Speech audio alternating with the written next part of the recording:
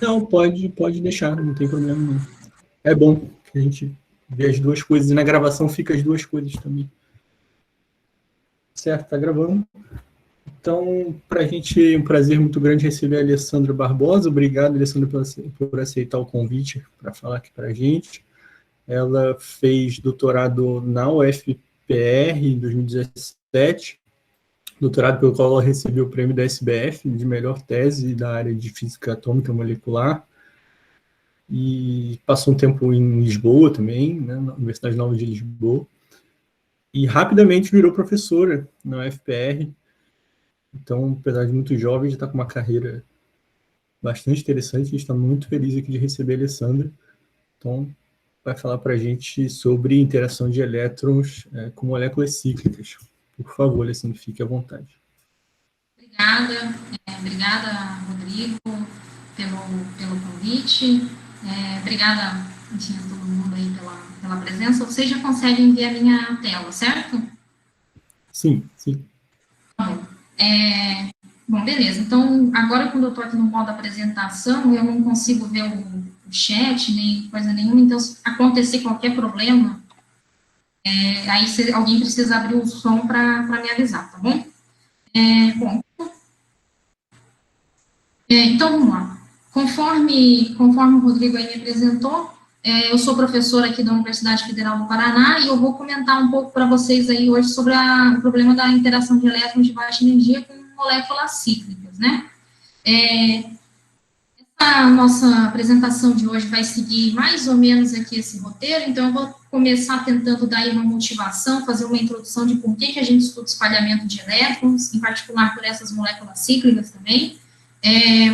Aí eu preciso falar um pouco, enfim, mostrar uma outra equação, falar um pouco da física do problema, tá? E aí eu vou falar rapidinho aí sobre o espalhamento, comentar aí o que a gente está calculando, o que a gente compara com resultados experimentais. Vou comentar um pouco do método também, em particular para o espalhamento de elétrons, né, por molécula, e aí eu vou discutir um pouco alguns dos nossos resultados, e aí, finalmente, enfim, a gente vai lá para o resumo aí do seminário, né? Bom, então, em primeiro lugar, por que a gente está estudando ou quer estudar espalhamento de elétrons por moléculas? Então, sempre um interesse básico é o interesse acadêmico, né? Então, com a ideia de entender um pouco melhor aí as interações fundamentais da natureza, a interação de um elétron com uma molécula, com átomos e coisa e tal. E do ponto de vista enfim, desenvolver métodos, aprimorar métodos existentes, tentar entender melhor como é que funciona essa interação e coisa e tal. Então, o interesse acadêmico por si só, ele já é um interesse enfim, bastante forte, que justifica bastante aí o estudo do espalhamento de elétrons por moléculas. Mas, além disso, a gente tem também algumas aplicações. Em particular, talvez um dos principais focos aí do pessoal da comunidade de espalhamento de elétrons por moléculas está aqui na área biológica. E isso começou principalmente com um artigo dos anos 2000, da Science, que mostrou que elétrons de baixa energia podem causar danos irreversíveis ao DNA, tá? Em particular, esses elétrons de baixa energia, eles são capazes aí de promover quebras de simples e de duplas fitas do DNA. E devido a esse formato aí enfim, de como os resultados experimentais esse comportamento aqui dos dados experimentais, isso tudo, a princípio, foi caracterizado ali como podendo ser iniciado a partir de um processo ressonante, tá? Que é o aprisionamento do elétron em alguma região ali do material genético. Estudos subsequentes fizeram, então, a análise elétron com alguns fragmentos que a gente encontra nesse meio biológico, né? Então, aqui, por exemplo, eu trago os resultados para a interação de elétrons com timina, aqui também com a molécula de água e também aqui com o grupamento açúcar, que está ligado ali ao DNA, e a gente consegue ver, assim, de alguma forma, esses resultados aqui para as quebras de simples e duplas fitas do DNA, tem aqui alguma contribuição dos seus fragmentos menores, tá? Então, a gente consegue estudar sistemas menores para tentar tirar e consegue, de alguma forma, correlacionar e tirar informação de sistemas maiores, tá? Outros trabalhos mais para frente mostraram, em particular, a importância dos elétrons de baixa energia. Então, quando eu falo nesses elétrons de bastante baixa energia, eu estou falando ali tipicamente até 4 elétron-volts, que eles podem também causar esses danos ao DNA. Em particular, eles são até 10 vezes mais eficientes para quebra de simples fita. Isso está particularmente associado à formação de ressonâncias de forma, tá? Então, seria a situação onde o elétron ele é aprisionado no estado fundamental da molécula alvo, e isso leva ali à fragmentação do sistema. Bom, como eu estou comentando aqui, e eu já tinha antecipado também lá no resumo, né, sobre a importância aí dessas ressonâncias na interação elétron-molécula, eu vou comentar um pouquinho também o que a gente chama de uma ressonância, né. Então, a ressonância, ela é o aprisionamento temporário do elétron incidente na região da molécula, e a sua classificação vai depender ali do mecanismo associado a esse aprisionamento, né. Então, ela pode ser classificada como uma ressonância de forma, e aí ela está associada ao estado fundamental dessa molécula-alvo, ou ela pode ser classificada como uma ressonância de Feshbach ou caroço excitado, e ela vai estar associada a um estado eletronicamente excitado, tá? Na nossa sessão de choque, a gente observa essas ressonâncias através de estruturas pronunciadas. Aí aqui eu coloquei uma representação pictórica também do processo como um todo, só para chamar a atenção aqui para algumas coisas, né? Então, veja, a nossa situação inicial, a gente tem um elétron chegando com uma energia bem definida aí, a gente tem a nossa molécula-alvo, que eu estou representando aqui por esse sisteminha XY, e esse elétron, ele pode ser capturado aqui por um certo intervalo de tempo na região da molécula, tá? Pode ser capturado aí pela molécula. A gente diz aí que esse aprisionamento temporário é a ressonância, tá? Então, quando o elétron está preso ali na região da molécula por um tempo. E após esse aprisionamento, a gente tem vários estados finais para o nosso sistema, né? E cada um desses estados a gente chama de canal. Então, a gente tem, por exemplo, a situação onde o elétron pode ser ejetado da molécula-alvo com exatamente a mesma energia que ele tinha no começo, e a molécula-alvo é deixada no mesmo estado inicial dela. Nesse caso aqui, a gente diz que o espalhamento foi elástico. A gente pode ter uma situação onde essas energias são diferentes, o estado XY' é diferente do estado XY, então a gente vai ter aí algum canal inelástico sendo acessado por esse processo de espalhamento. E depois dessa ressonância, a gente tem também a situação onde essa molécula pode se quebrar. Então, dando origem aqui a um composto que a gente está chamando aqui de um fragmento X, que está eletricamente neutro, e aqui um fragmento Y-, que ele tem aqui uma carga negativa, tá? O que eu quero chamar a atenção é que, veja, no espalhamento elástico, a gente já é capaz de prever e de caracterizar essas ressonâncias de forma, e isso aqui a gente consegue, então, já tirar algumas informações, ou pelo menos fazer aí alguns comentários a respeito dessas possibilidades aí de dissociação, tá? Como a gente está interessado em falar em dissociação, comentar um pouco também sobre os mecanismos de dissociação. Então, vejam, uma forma que a gente tem de analisar a dinâmica dos núcleos moleculares é com base aqui na análise das curvas de energia potencial. Então, inicialmente, antes da interação do elétron com a molécula, a dinâmica dos núcleos da molécula está sendo regida aqui por essa curva S0, tá? Que descreve aqui para a gente o estado fundamental. A partir do aprisionamento do elétron, então agora a gente tem um sistema de N+1 elétrons, e a dinâmica agora passa a ser regida pela curva de energia potencial do ânion, tá? E aí a gente tem duas possibilidades para essa dissociação. Então, uma das possibilidades seria o mecanismo direto, onde esse elétron ele seria aprisionado aqui num orbital sigma estrela. Quando a gente faz a análise aí desse estado, a gente vê que ele tem um caráter dissociativo. Ele conseguindo aqui, enfim, o sistema, a partir desse aprisionamento, começa a vibrar, coisa e tal, ele conseguindo chegar em situações aqui onde a curva do ânion ela é mais estável do que a da molécula neutra, a gente teria a fragmentação, tá? Então, isso seria chamado o mecanismo direto. Ele é aprisionado na sigma e ele parte aquela ligação associada àquele orbital. O mecanismo indireto, esse elétron ele seria aprisionado num outro estado ressonante, que apesar de não ter um caráter dissociativo, que é o caso aqui dessa curvinha azul, representando esse estado pi asterisco, ele está acoplado com esse estado sigma asterisco. Então, dependendo de como se dá a dinâmica dos núcleos, esse aprisionamento aqui nesse estado pi asterisco pode levar à dissociação da molécula de interesse também. Bom, quando a gente fala também em moléculas de interesse biológico, a gente está falando, enfim, são muitas possibilidades, a gente pode desde falar das bases do DNA e RNA, a gente pode comentar sobre moléculas precursoras, então, que seriam fragmentos aí desses sistemas, alguns sistemas menores que apresentam algumas semelhanças.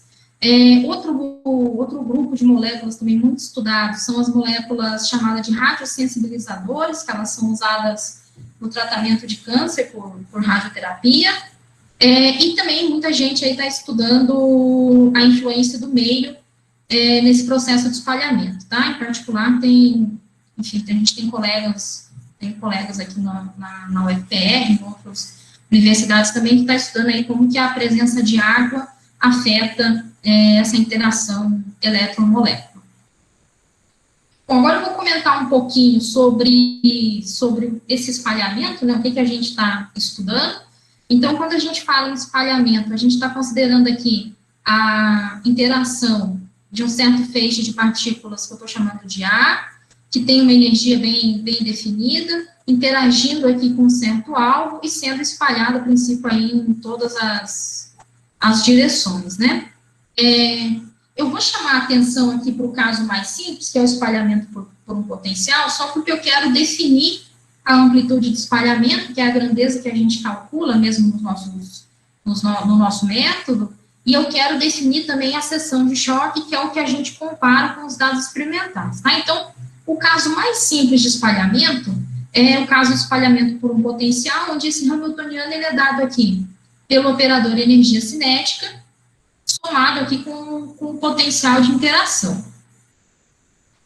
A função de onda associada a esse hamiltoniano aqui, na região ótica, então quando ela já está fora da região de influência desse potencial, ela vai ter o seguinte formato geral. Ela vai ser dada aqui pela soma de uma onda plana, que está representando a partícula incidente, mais uma onda esférica, que está representando essa partícula espalhada, tá? E essa onda esférica, ela vem modulada por esse termo F, que é a chamada amplitude de espalhamento, tá? E essa amplitude de espalhamento é importante para a gente, porque é com ela que a gente obtém as seções de choque, que é o que a gente compara com os experimentais. Então, a seção de choque diferencial, no caso do espalhamento elástico, ela vai ser dada pelo módulo quadrado dessa amplitude de espalhamento, e a seção de choque integral vem aqui quando a gente pega a seção de choque diferencial e integra no ângulo, tá certo? Então, o ponto-chave aqui é chamar a atenção para essa amplitude de espalhamento e mostrar a relação também com as seções de choque, tá? Por que eu quis chamar a atenção para a existência aí dessa amplitude de espalhamento? Porque agora eu vou comentar um pouquinho sobre o método multicanal de Schwinger, que ele é um método variacional para amplitude de espalhamento, tá? Então, o que a gente está calculando mesmo com o método é a amplitude de espalhamento, só que com ela a gente obtém as seções de choque. Ele é baseado no princípio variacional de Schwinger e ele foi inicialmente desenvolvido para estudo do espalhamento de elétrons de baixa energia por moléculas de geometria arbitrária. Mas hoje em dia também a gente já tem uma versão aí para o método multicanal Schwing, para o espalhamento de pósitons também de baixas energias, tá? Permite o acoplamento multicanal, então a gente consegue, a princípio, descrever canais eletronicamente excitados aí do alvo.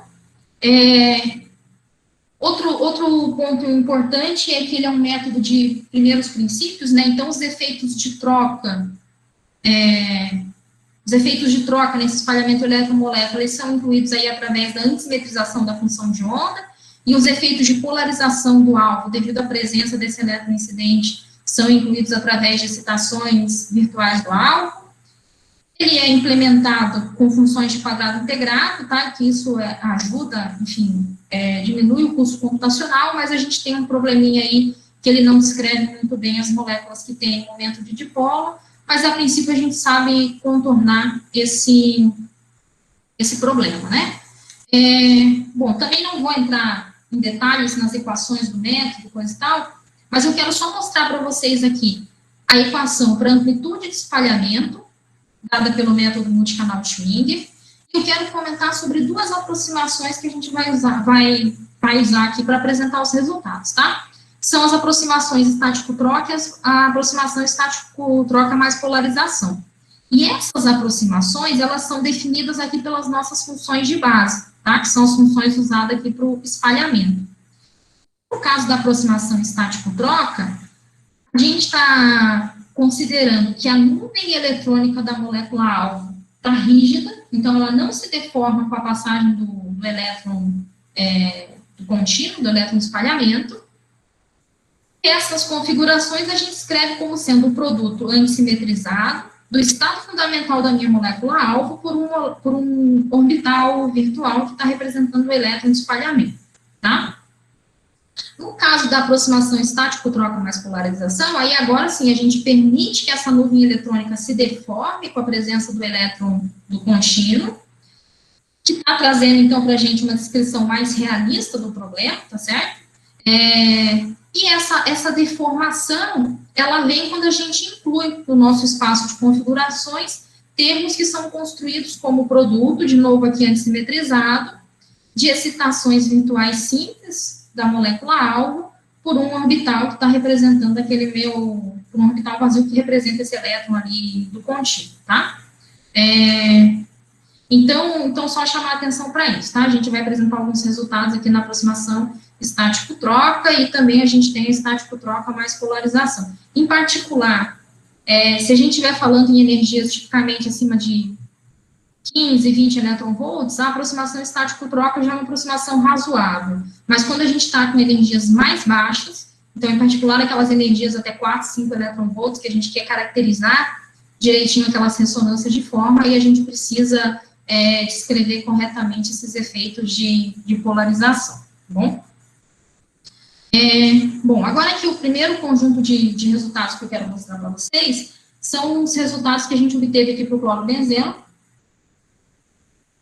Então, o clorobenzeno, essa molécula que está aqui no cantinho, ele é um benzeno onde a gente trocou, né, um dos hidrogênios por um átomo de cloro. Eu estou mostrando aqui alguns dos resultados que já tinham aí experimentais disponíveis na literatura, tá, na época, e eu vou chamar a atenção só para algumas coisas aqui. Então, a gente tem aqui, em particular, um resultado de espectroscopia de transmissão eletrônica, que mostra aqui para a gente três sinais aqui ressonantes, que eles classificam como sendo, esse primeiro sinal aqui, a sobreposição de duas ressonâncias do tipo pi estrela mais baixa, esse segundo sinal como sendo uma sigma estrela ao longo aqui dessa ligação carbono-cloro, e esse terceiro sinal uma terceira ressonância do tipo pi estrela.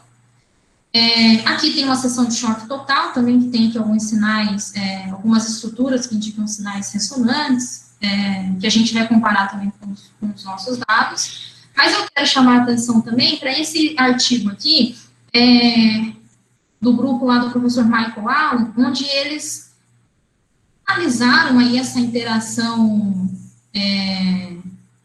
elétron eletromolécula, mas eles viram, assim,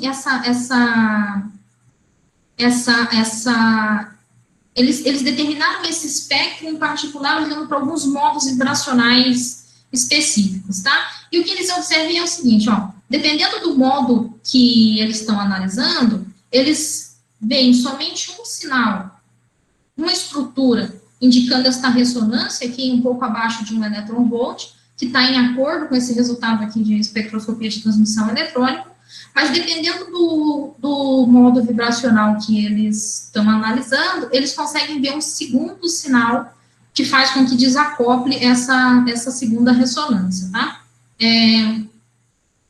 Só para chamar a atenção também do que a gente está comparando, a gente compara sempre com o benzeno, e o benzeno, como ele tem uma molécula bastante simétrica, ele tem a primeira ressonância dele sendo duplamente degenerada, então seria o LUMO, o primeiro orbital vazio dele duplamente degenerado, está associado a essa ressonância. Quando a gente troca um hidrogênio por um cloro, a princípio a gente esperaria que essa degenerescência seja removida, tá? Com a quebra de simetria. Mas aqui a gente tem, então, uns resultados que mostram só uma ressonância, e a gente tem outros que mostram duas ali, dependendo da análise que eles fazem, tá? Bom, então vamos lá. Começando para o clorobenzeno pela análise das ressonâncias. Eu começo aqui mostrando, então, a nossa seção de choque integral, com espalhamento elástico, né, de elétrons por clorobenzeno. A gente tem aqui alguns resultados, então a gente tem aqui esse resultado em verde claro, ele é a nossa seção de choque calculada na aproximação estático-troca mais polarização. A gente consegue observar aqui algumas estruturas nessa seção de choque, que eu vou entrar em detalhes depois. A gente tem esse resultado também aqui com maior magnitude, que ele é aquele resultado onde a gente fez a correção para descrever melhor o potencial de dipolo, tá? Essencialmente, o que essa correção faz é aumentar a magnitude da nossa seção de choque, então não altera aqui a posição das estruturas ressonantes, e a gente compara aqui com alguns dados experimentais também, né? Então, tem a seção de choque total, que eu mostrei no slide anterior, que está aqui. A princípio, tem um bom acordo ali com a posição das estruturas que eles detectam e as nossas, né? Então, consegue ver aqui um bom acordo aí com essa posição. E tem um outro resultado também de seção de choque total para bastante baixas energias, que também tem um acordo bom aí com essa posição da ressonância, tá? Aqui desse trabalho a gente comparou também a seção de choque calculada com outro método, que é um modelo baseado em átomos independentes, só que veja que esse modelo aqui, para altas energias ele funciona bem, mas para baixas energias ele já não descreve ali adequadamente a física do problema, porque ele não consegue descrever as ressonâncias, tá? Peguei agora aqui a mesma figura e mudei um pouquinho a escala, só para a gente conseguir ver melhor, então, as ressonâncias aqui a baixas energias, né? Então, como eu comentei, tá aqui, um relativo bom acordo aí com as das seções de choque total, com os nossos resultados aí em termos da posição das ressonâncias. Ainda, a gente pode olhar essa nossa seção de choque aqui integral calculada, fazer a decomposição dela com respeito ao grupo C2V, que é o grupo pontual de simetria ao qual pertence aqui a molécula de clorobenzeno, tá?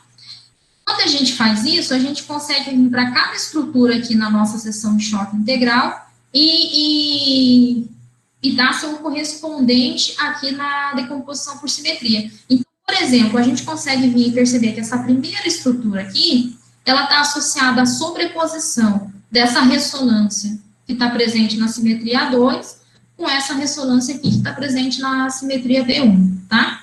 Para os dois casos, a gente consegue ver os orbitais ressonantes, eles também são orbitais do tipo π estrela, tá?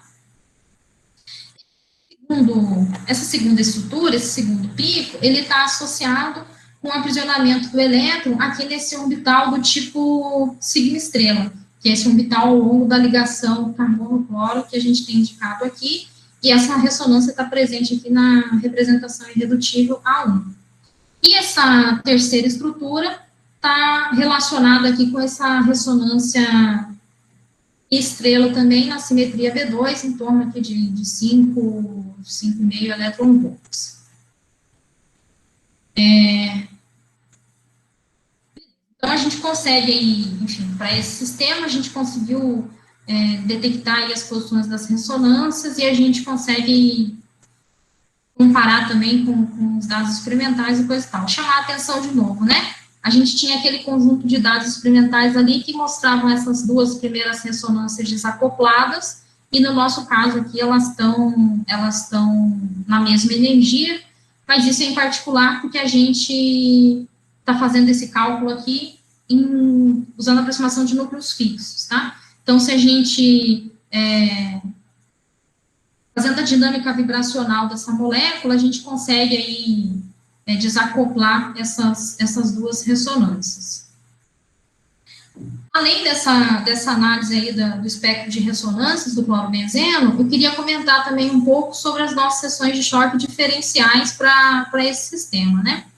Então, a gente tem aqui resultados teóricos e a gente tem resultados experimentais também. Vou chamar a atenção em particular que os resultados experimentais, eles foram medidos em unidades arbitrárias, então não estão em unidades absolutas, e aí o que a gente faz é normalizar esse dado experimental ao nosso cálculo teórico para enfim, passá-lo para unidades absolutas, tá? E aí, para a gente fazer essa normalização, a gente escolhe aqui fazer a gente escolhe aqui o ponto a 30 graus, porque seria um ponto aqui onde, a princípio, a gente já tá um pouco mais livre aí das influências do momento de dipolo dessas moléculas, tá? Mas quero chamar a atenção é o seguinte, a gente levanta um fator de normalização e multiplica a curva inteira. Então, essencialmente, o comportamento da curva, ele não é alterado, tá? A única coisa que a gente altera é mesmo a magnitude dela. Bom, aí aqui a gente compara, então, essas seções de choque diferenciais experimentais com os nossos resultados teóricos. Em particular, a gente vê aqui para 8 e 10 eletronvolts um acordo bastante satisfatório aí desses resultados teóricos experimentais. A gente apresenta aqui uma comparação também para os resultados em energias maiores, tá? Só chamar a atenção que a diferença de cores tem a ver com a diferente aproximação que a gente está usando. Então, aqui é a aproximação estático-troca mais polarização, e nessas energias maiores a gente fez o cálculo só na aproximação estático-troca, enfim, de forma geral, dados teóricos experimentais têm ali um comportamento similar, mas os dados teóricos, eles estão ali com uma magnitude maior, tá? Aqui também a gente mostra enfim, fez a normalização com 2 cálculos, só para mostrar a diferença aí entre o SMC e o método do IAM-SCAR, tá? Bom, fazendo uma mini conclusão aqui sobre os nossos resultados, de forma geral, a gente tem um bom acordo entre as nossas seções de choque diferenciais, calculadas experimentais, em particular para as energias de 8 e 10 eV. A gente tem também esse bom acordo entre as posições das ressonâncias, mas a gente tem aqui essa dificuldade quando a gente compara com esse artigo ali do professor Michael Allen, né? Mas a gente sabe que isso aqui acontece, como a gente comentou, por causa da aproximação de núcleos fixos, que foi o que a gente usou. Fazendo a dinâmica vibracional aqui desse sistema ao longo ali de alguns modos em particular, a gente consegue o desacoplamento dessas ressonâncias. Bom, agora eu quero comentar um pouco também sobre os resultados para o ciclohexano, para o oxano e para o 1,4-dioxano, né? A ideia inicial desse trabalho foi estudar a molécula de 1,4-dioxano, que está aqui representada, e a ideia era comparar também com os resultados teóricos experimentais desse artigo, para essa molécula, e também fazer uma comparação com o benzeno e a pirazina. A justificativa seria porque a gente está analisando 3 moléculas, desculpa, 3 moléculas cíclicas. Esses 3 anéis, eles têm 6 átomos ali no anel. As 3 moléculas não têm momento de dipolo e elas também têm uma polarizabilidade similar. Então, a justificativa era que a gente esperava, de alguma forma, aí, que essas 3 moléculas apresentassem seções de choque similares. O grande problema, quando a gente compara a seção de choque do benzeno e da pirazina com as do 1,4-dioxano, a gente vê que o comportamento delas é diferente. Em particular, a gente percebe que a seção de choque do benzeno e de todos os seus derivados nitrogenados, então, seja a pirazina, seja a pirimidina, onde eu tenho 2 nitrogênios na posição 1 e 3, seja a piridina, onde a gente tem só um nitrogênio, ou outros derivados nitrogenados, todas elas apresentam seções de choque diferenciais com comportamento angular similar, mas quando a gente compara com um 4-dioxano, essas seções de choque são diferentes. Uma das justificativas é que isso podia estar especialmente associado a diferente estrutura geométrica, né, desses sistemas aqui do benzeno e dos seus azoderivados, quando comparados com o 4-dioxano. Então, tanto o benzeno quanto os seus derivados, eles são todas moléculas planas. O 4-dioxano, ele apresenta, na conformação mais estável, a conformação de cadeira. Então, esses carbonos estão planos e os oxigênios estão fora do plano, um para cima e um para baixo. Forma de testar se essa diferença aí nas seções de choque dessas 3 moléculas era devida a essa diferença da estrutura geométrica, comparando, então, os resultados aqui com as moléculas de ciclohexano e oxano, que também apresentam essa mesma conformação de cadeia, tá? Foi o que a gente fez aqui. Então, aqui a gente tem a seção de choque diferencial para várias energias para essas 3 moléculas. De forma geral, a gente observa que todas elas têm um comportamento angular bastante parecido. O que chama mais atenção aqui, em termos de diferença, é que a seção de choque do oxano, ela diverge a baixos ângulos. Isso aqui é essencialmente uma assinatura do momento de dipolo dessa molécula.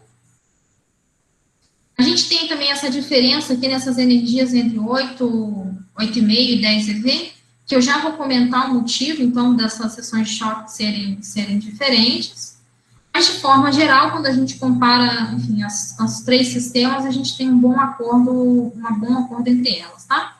A gente também tem aqui um bom acordo aqui no padrão oscilatório, quando a gente compara com as seções de choque diferenciais, embora tenha essa diferença em magnitude, e se alguém quiser, a gente pode, enfim, posso explicar melhor isso um pouco depois, tá?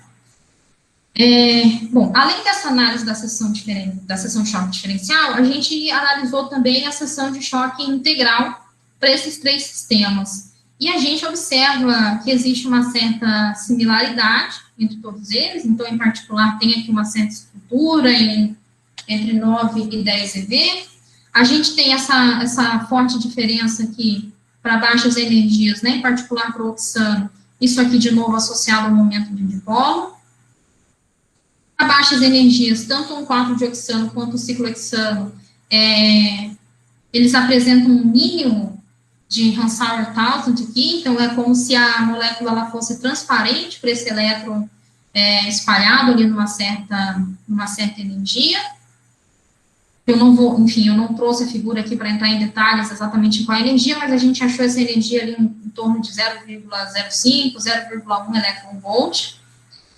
E um ponto que chama bastante atenção aqui é quando a gente compara, então, essa seção de choque para os 3 sistemas, e a gente percebe aqui, tipicamente, acima de 2, 3 elétron-volts, a seção de choque do oxano, ela pode ser vista aí como uma espécie de média entre as seções de choque do 1,4-dioxano e do ciclohexano, tá?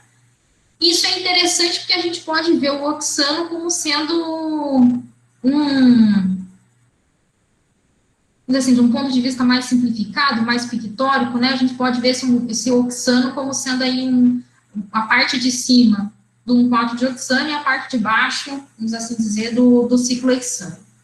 A gente analisou essa seção de choque por simetria dentro do grupo CS, que é o grupo ao qual pertence aqui essa molécula de oxano, e a gente viu o seguinte: quando a gente olha para a seção de choque aqui na representação irredutível A, duas linhas, as três moléculas, elas têm um formato bastante parecido, então, indicando aqui essa estrutura ressonante mais larga, nessa energia entre 8 e 10 eletronvolts. Mas quando a gente compara a simetria à linha, aí ela já tem maiores diferenças, e, de fato, quando a gente faz uma média entre as seções de choque do 5-hexano com o 4-dioxano, a gente praticamente reproduz a seção de choque do oxano. Tá bom, então, de novo, aqui uma mini conclusão agora sobre esse conjunto aqui de sistemas. De forma geral, quando a gente compara as seções de choque diferenciais do dioxano com benzena e pirazina, a gente não tem um bom acordo, mas isso é especialmente devido aí a essa estrutura diferente, né, dessas moléculas. Já quando a gente compara as seções de choque diferenciais para os três sistemas, aí sim a gente já tem um acordo melhor. E em particular, para aquela região ali de ângulos intermediários a médios, né? Abaixo ângulo, a gente tem especialmente uma assinatura aí do momento de dipolo do oxano. E comparando ali a seção de choque integral, a gente viu que a maior diferença, então, está a baixas energias, onde a gente tem, de novo, o momento de dipolo do oxano se sobressaindo por ali, e a gente pode ver também para energias acima, um pouquinho ali, em torno de 2 em diante, a gente pode ver essa seção de choque da molécula do oxano como uma espécie de uma média entre as seções de choque das outras duas. Ora, o próximo conjunto de resultados que eu queria comentar um pouco com vocês também é sobre a interação de elétrons com essas moléculas de alopirimidinas, tá? Então, a ideia aqui é a gente partir de uma molécula de pirimidina, então, onde aqui a gente teria um átomo de hidrogênio, e a gente vai fazer a substituição desse hidrogênio, ou na posição 2, ou na posição 5, por átomos de halogênio. Os sistemas, eles são especialmente importantes porque existem uma classe de radiosensibilizadores que são chamados aí de alopirimidinas, que elas são formadas, então, por timidinas, que seria, então, uma timina ligada com o grupamento açúcar, onde a gente tem a substituição desse grupo metil, que tem na timina, por um halogênio, tá? E aqui eu estou mostrando, em particular, a estrutura aqui da 5-bromodeoxiuridina, e eu destaco aqui em vermelho a estrutura da 5-bromopirimidina. Então, a ideia aqui é que a gente pode estudar um sistema menor, que é, de certa forma, um fragmento desse sistema grande, que é o de interesse, e com isso a gente consegue tirar algumas informações a respeito aí da dinâmica alopirimidiana. Bom, tinham também alguns resultados experimentais, né, para esses sistemas disponíveis na época. Em particular, tinha resultado aqui para espectroscopia de transmissão eletrônica, tanto para a pirimidina quanto para os seus derivados halogenados. E a gente tem resultados também aqui de dissociação por captura eletrônica, então é o DEA, que a gente comentou lá na introdução, para as alopirimidinas. Os resultados de ETS, a gente tira as informações, né, da posição da ressonância. O pessoal mediu foi o seguinte: eles viram eles detectaram 2 estados ressonantes para pirimidina em energias menores que 1 eletronvolt. um estado ressonante aqui numa energia em torno de 4,5 eletronvolt. Três estados aqui, então, estariam associados com os três estados pi estrela da molécula de pirimidina, tá? Que seria sem o halogênio, colocando aqui um hidrogênio no lugar. Quando eles analisaram as versões halogenadas, o que eles observaram foi o seguinte, foi só um sinal aqui em energias abaixo de 1 eV, eles associaram a esta P2 aqui, da pirimidina, que foi para energias mais baixas. Eles detectaram também um sinal, que dependendo aqui do sistema estudado, estava em torno de 1 eV, ou dependendo do sistema estudado, estava em torno de 2,5 eletronvolts. Esse sinal aqui está associado com uma ressonância do tipo sigma estrela, ao longo aqui dessa ligação carbono-halogênio. E eles detectaram também essa terceira ressonância pi estrela, tá? A primeira ressonância eles não conseguiram detectar, e o que eles argumentaram foi que ou ela poderia corresponder a um estado ligado, ou de que ela poderia, ou de que eles não tinham resolução experimental suficiente para detectar essa ressonância. E a gente também tem aqui uns dados de dissociação por aprisionamento de elétron, que é muito, muito interessante, porque, veja, as ressonâncias sigma-estrelas aqui, ó, ao longo dessa ligação carbono-halogênio, ela, aqui no caso da 5-bromo em particular, ela está aqui em torno de 1,12 eletronvolts. Mas quando a gente olha esses resultados de DEA, e essas curvas aqui são particularmente associadas a essa fragmentação aqui, então isso aqui é a detecção desse ânion Br-, ou Cl-, no caso da 2,cloropirimidina, a gente observa que essa curva ela tem um pico, né, então bastante forte, uma energia aqui próximo de 0 eletronvolt, está praticamente já sobreposta com uma outra estrutura em torno de meio eletronvolt. E aí a gente vai comentar um pouco depois, com base na posição das ressonâncias, sobre essa dissociação, tá? Bom, eu vou comentar aqui só dos resultados para 5-bromopirimidina, para poder entrar um pouco mais em detalhes sobre esses resultados. Então, já vindo aqui para a decomposição por simetria, chamar a atenção que a gente consegue detectar aqui, para essa molécula, ressonâncias do tipo pi estrela, que seriam representados aqui por esses orbitais, e a gente detecta também, a gente consegue reportar a presença dessa ressonância sigma estrela. A nossa primeira ressonância, na simetria 2, a gente posiciona em 0,09 eletronvolts. Segunda, a gente está colocando em meio, 0,52 eletronvolts, está em muito bom acordo com o dado experimental. A sigma estrela a gente coloca em torno de 1 eletronvolt, também em muito bom acordo com o dado experimental. E essa P3 a gente está colocando em torno aqui de 4,5 eletronvolts, que apesar de não estar em bom acordo, assim, enfim, tem algumas sutilezas aí por trás dessa terceira ressonância que a gente pode também conversar mais um pouco aí depois, se alguém tiver interesse.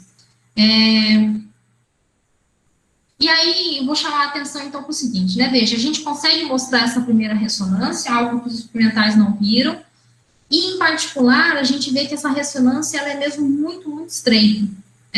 Então, o que justifica também eles não terem conseguido, enfim, detectar esse sinal aí experimentalmente, né, muito estreito, também está numa energia muito baixa. Outra coisa que a gente fez também foi o seguinte, lembrando que aqueles dados de DEA, eles reportavam essencialmente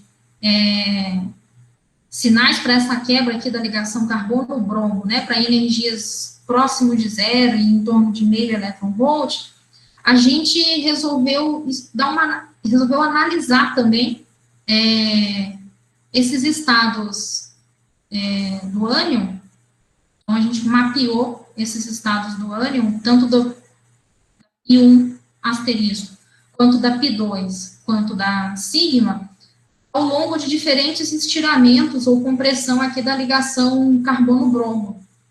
E aí o que a gente observa é o seguinte, então antes da interação eletromolécula, essa dinâmica dos núcleos, ela é regida por essa curva preta, que representa aqui o sistema neutro. E após essa interação, então a gente pode ter a dinâmica sendo regida pela ressonância Pi1, que está em vermelho, ou pela Pi2, se o elétron for aprisionado nesse segundo orbital, e a gente tem aqui o estado sigma estrela também. Então, veja, apesar desse estado sigma estrela ter esse caráter dissociativo, o mecanismo mais provável de dissociação, que está em acordo também com os dados experimentais, é o mecanismo indireto, onde esse elétron seria aprisionado ou aqui na primeira ressonância ou na segunda ressonância. Essas duas curvas, elas estão acopladas com esse estado sigma estrela, e isso pode levar à dissociação desse sistema, tá? Então, é por isso que a gente observa aqui, nos dados aí de DEA, essa alta intensidade aí, próximo de zero, e essa alta intensidade próximo de meio elétron-volts, tá? Então, está associada aí à captura nesse estado Pi1 ou nesse estado Pi2. Bom, então aqui uma mini conclusão também sobre as alopirimidinas. De forma geral, a gente também tem tido bom acordo com os dados experimentais, a gente consegue descrever essa primeira ressonância, que não tinha sido reportada antes, e a gente também percebe aí, mostra que essa quebra na ligação carbono-halogênio está associada aí a um processo indireto, né? Então, o elétron é aprisionado nessa ressonância Pi estrela, e isso leva a dinâmica ali desse ânion nessa curva Pi estrela está acoplada com a dinâmica do ânion na sigma estrela, e isso pode levar à dissociação.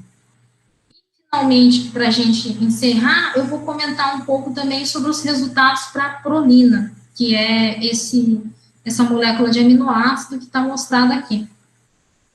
A gente compara também os resultados com a pirrolidina, e a gente vai comparar também com alguns dados experimentais, de novo, de posição da ressonância, e também aqui com resultados de DEA, onde eu vou chamar a atenção para esse resultado aqui, que corresponde à perda de hidrogênio da prolina, tá? Então, a gente vê aqui uma forte estrutura relacionada à perda desse hidrogênio, em energia aqui em torno de 1,2, 1,5 eletronvolts.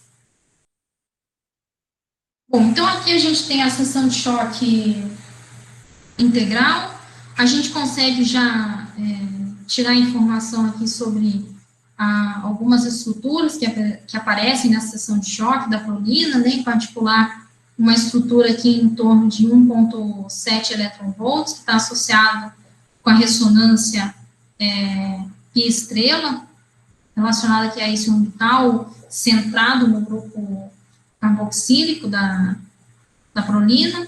A gente vê também duas estruturas mais largas aqui em energias mais altas, e essas estruturas aqui na seção de choque da prolina estão intimamente ligadas com essas estruturas aqui na seção de choque da pirrolidina, tá? Então, isso está indicando para a gente que enfim, que elas estão diretamente ligadas, né? Como se fosse aqui por uma certa energia, essa interação elétron-prolina fosse dominada aqui pelo anelzinho da pirrolidina. A gente fez uma comparação também com os resultados para a molécula de ácido fórmico, e aí a gente consegue ver, né, que para baixas energias, então, abaixo aí de 3, 4 eletronvolts, a interação elétron-prolina é dominada aqui pelo grupo carboxílico, então é dominado especialmente por essa ressonância do tipo estrela, E para energias maiores, essa seção de choque aqui tem uma forte contribuição da pirrolidina. A gente, enfim, eu tenho aqui também comparando os valores de dados experimentais, só chamar também a atenção aqui para a pirrolidina, que os experimentais chegaram a detectar alguma coisa ali em torno de 1,8 eletronvolt, que a gente não detecta, tá? Então, enfim, esse sistema, ele não é esperado ter uma ressonância tão baixa assim, e os próprios experimentais chegaram a argumentar que isso estaria mais associado a alguma impureza no sistema do que alguma propriedade física mesmo. Chamando a atenção de novo aqui para essa análise da seção de choque da prolina como sendo uma composição, né, da seção de choque da pirrolidina com a seção de choque do ácido fórmico, a gente compara aqui que isso é, enfim, verdade também até para outros sistemas, como a glicina. A glicina, ela pode ser vista aí como uma composição de uma metilamina com um ácido fórmico, então a gente está trocando aqui um dos hidrogênios da metilamina por esse grupo carboxílico, e a gente percebe também que, assim como a gente viu para a prolina, a baixas energias, o espalhamento ele vai ser dominado por esse processo ressonante que acontece no grupo carboxílico, e para energias maiores, o espalhamento, a seção de choque, ela é dominada pela seção de choque, enfim, no caso da prolina aqui da pirrolidina, e para o caso da glicina, pela seção de choque da metilamina, tá? Então, tem aqui uma forte contribuição na seção de choque da glicina com os resultados da metilamina. Tá, voltando aqui, ó, a gente falou que tem essa ressonância do tipo pi-estrela na prolina em 1,7 eletronvolts associado com o aprisionamento do elétron aqui nesse orbital do tipo pi-estrela centrado ali no grupo carboxílico. E a gente viu também nos dados experimentais que tem aqui um forte sinal de perda de hidrogênio, peço desculpas, um forte sinal de perda de hidrogênio para a prolina, aqui nessa energia de em torno de 1,5, 1, alguma coisa, eletronvolts. O que a gente fez aqui foi analisar duas possíveis coordenadas reativas, que seria analisar como é que esse sistema se comporta aqui frente ao estiramento da ligação OH da prolina, e frente ao estiramento da ligação NH, também aqui na molécula de prolina, né? E, a princípio, enfim, usando por argumentos energéticos, a gente poderia argumentar que esse hidrogênio detectado aqui, então, essa fragmentação, mais provável que esteja saindo aqui desse grupamento OH, tá? Então, porque seria preciso uma energia bem menor para poder alcançar esse canal do que precisaria para alcançar esse outro canal aqui da perda do hidrogênio. Bom, então também aqui a nossa mini conclusão, a gente de forma geral enfim, conseguiu descrever aí as ressonâncias para a prolina e para a pirrolidina, com relativo bom acordo quando disponível, né, com esses dados experimentais, e a gente vê também que essa seção de choque da prolina, ela de alguma forma pode ser vista aí como sendo uma espécie de uma média entre a seção de choque do ácido fórmico com a seção de choque da pirrolidina. E essa fragmentação ali, essa perda de hidrogênio na prolina, enfim, tudo indica que está associado aí com um processo indireto, iniciado pelo aprisionamento do elétron no orbital pi-estrela e decaindo ali na fragmentação daquela ligação OH. E para a gente mesmo caminhar para o fim, fazer aqui só os últimos comentários, né? Então, a ideia geral que eu tentei falar para vocês hoje é de que elétrons de baixa energia podem causar danos a sistemas de interesse biológico, tá? Então, ao material genético. Chamar a atenção também que, em particular, os danos causados em energias 4 eletronvolts, um pouquinho mais, um pouquinho menos, eles estão associados à formação dessas ressonâncias de forma, tá? Que a gente consegue caracterizá-las através do cálculo de espalhamento elástico de elétrons, e ainda, se a gente estudar algumas coordenadas dissociativas, a gente consegue tirar aí algumas informações acerca dos mecanismos de dissociação desses sistemas, tá? Agora, aqui, para finalizar, mostrar um pouco para vocês sobre o grupo de Física Atômica e Molecular da UFPR. Então, essa aqui é uma foto lá dos anos 2019, de quando a gente podia fazer reunião de grupo presencial. O grupo ele é formado, né, por 3 professores, então é o professor Márcio Détega, nosso grande líder, o professor Sérgio Sanches e eu. Tem também o Tiago, também, enfim, são 4 professores, ele também é professor da UFPR, mas não é do Departamento de Física, pesquisadores doutores, alunos de iniciação científica, graduação, coisa e tal. Essa aqui é uma foto mais atual do grupo. Eu errei na legenda, mas é uma foto mais atual do grupo, tá? Foi feita nas últimas reuniões de grupo aí, também com parte do grupo. Eu agradeço a atenção de vocês e termino fazendo uma propaganda aqui também sobre o projeto de extensão Meninas e Mulheres na Ciência, que a gente já publicou aí, enfim, alguns livros falando sobre mulheres cientistas, e também a gente tem sempre alguma coisa saindo lá nas nossas redes sociais também. Então, muito obrigada por essa oportunidade. Legal, obrigado, Alessandra, pelo colóquio. A gente tem aqui já pergunta no chat. O Marcelo Regis de Moraes Holanda perguntou qual a importância desses conceitos na física médica.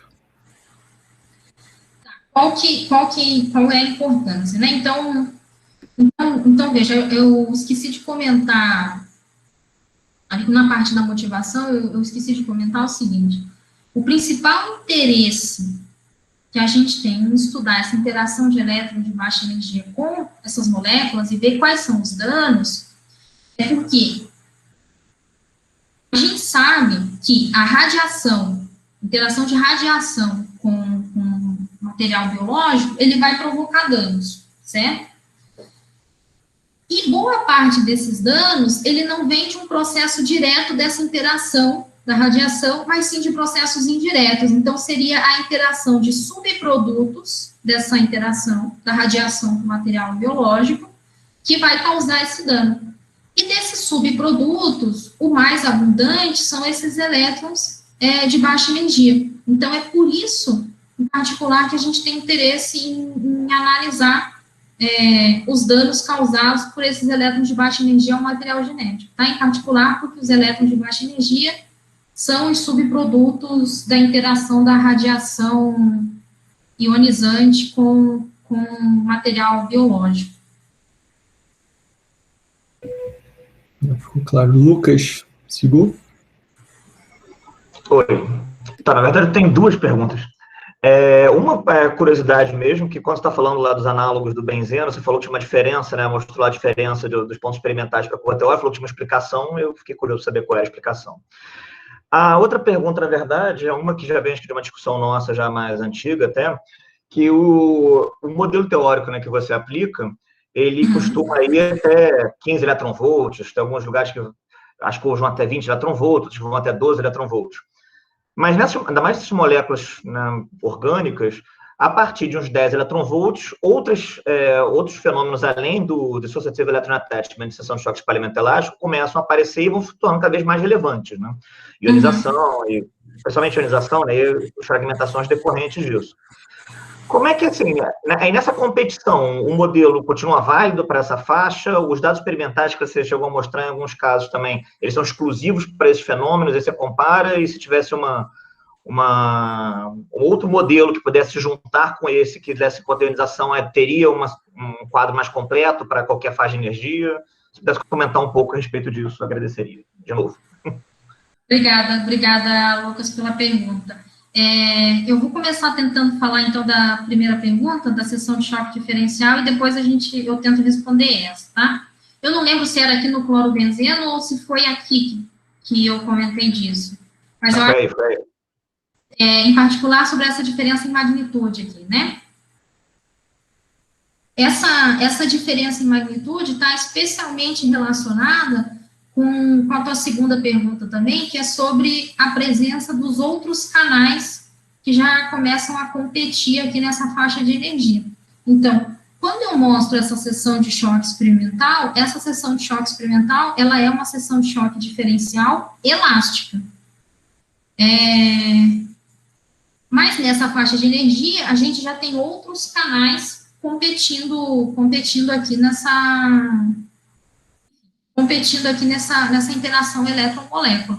Só que o nosso cálculo, ele é puramente elástico. Então, do ponto de vista desse cálculo que a gente fez aqui, a gente está dizendo para o sistema assim, olha, todo elétron que chega, ele vai sair espalhado elasticamente. E é por isso que dá essa diferença em magnitude da nossa seção de choque. Se a gente incluísse outros canais no nosso cálculo, e daí a gente permitisse esse roubo de fluxo, né? A princípio eu estou dizendo que é tudo elástico, e a gente colocando outros canais, eu permito agora que alguns elétrons, acessem canais inelásticos, a gente veria que essa seção de choque calculada, ela baixaria e tenderia para os dados experimentais. E aí meio que já entra na tua segunda pergunta também sobre enfim, as energias maiores e o quão importante seria ter um modelo para complementar esses nossos resultados, e sim seria muito importante, especialmente o canal de ionização, a gente não consegue representar com o método multicanal de Schwinger. Então, se tivesse, enfim, algum modelo, alguma coisa, alguma forma alternativa de fazer isso, seria bastante válido. A gente consegue descrever um pouco aí os canais de excitação eletrônica, tudo, mas o de ionização a gente não consegue. Eu não sei se eu respondi a tua pergunta. Não, respondeu. E, na verdade, eu quero conversar com você mais sobre isso depois, então, sobre as possibilidades para mais alta energia. Que, para mim, na verdade, 15 eletronvolts é baixa energia, né? Eu trabalho por outro lado. Então. Sim. Obrigada, Lucas. Ótimo. Eu tenho também uma pergunta aqui de outsider. Você mostrou em algumas curvas de seção de choque, aqui tem essa ressonância, você fez uma associação entre algumas ressonâncias e alguma estrutura molecular. Essa aqui, por exemplo, tem a ver com o elétron que está ligado com, já não me lembro mais, eu acho que Mas assim, a minha pergunta é, como é que você sabe que aquele pico está associado àquela estrutura molecular específica? É um cálculo teórico? Que tipo Sim, de coisa, né? Quando eu mostro esses orbitais aqui, né? Exatamente. Isso.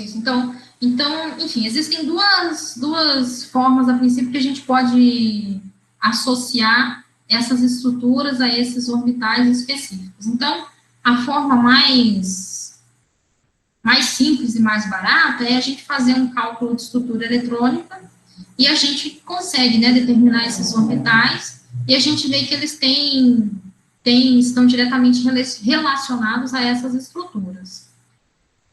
A forma mais fiel que a gente tem é mesmo de analisar o sistema de N elétrons da molécula mais esse um elétron adicional que a gente está pondo, e a gente consegue diagonalizar o nosso sistema, o hamiltoniano do sistema, e a gente consegue determinar que a gente consegue obter qual que é a autofunção, qual que é o estado associado a essa estrutura, nesta energia em particular.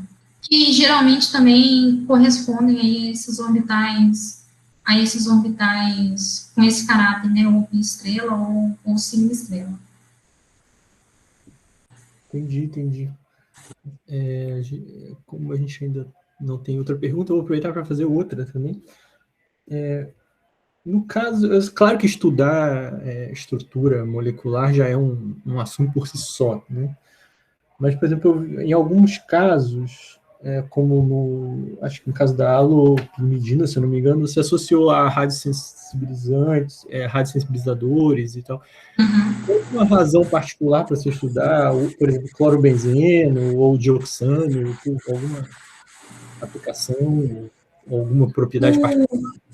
O clorobenzeno, ele a princípio também, a ideia dele é estudá-lo como um modelinho teórico, um toy model aí para os radiosensibilizadores também. Enfim, em particular, aproveitando a simetria que ele tem e tentar analisar ali essa ligação carbono-cloro, tentar levantar o espectro de ressonância, tentar entender. Então, a gente pode puxar ali a motivação um pouco para os radiosensibilizadores. Quando a gente fala já no dioxano, no ciclohexano, a primeira ideia do dioxano, a princípio, é porque ele é um éter cíclico. E isso a gente pode, enfim, pode sempre procurar alguma motivação aí no material biológico para ele, né? Agora, já o ciclohexano e o oxano foi mesmo mais para fins de comparação mesmo e ver como que, enfim, sei lá, essa dinâmica eletromolécula, ela vai mudar dependendo da substituição aí de um grupo CH2 por um átomo de oxigênio ou coisa e tal. Entendi. Bacana. Acho que não temos mais perguntas. Então, agradeço mais uma vez, Alessandro, pela presença, pelo tempo. Obrigada. Muito obrigado. Muito obrigada.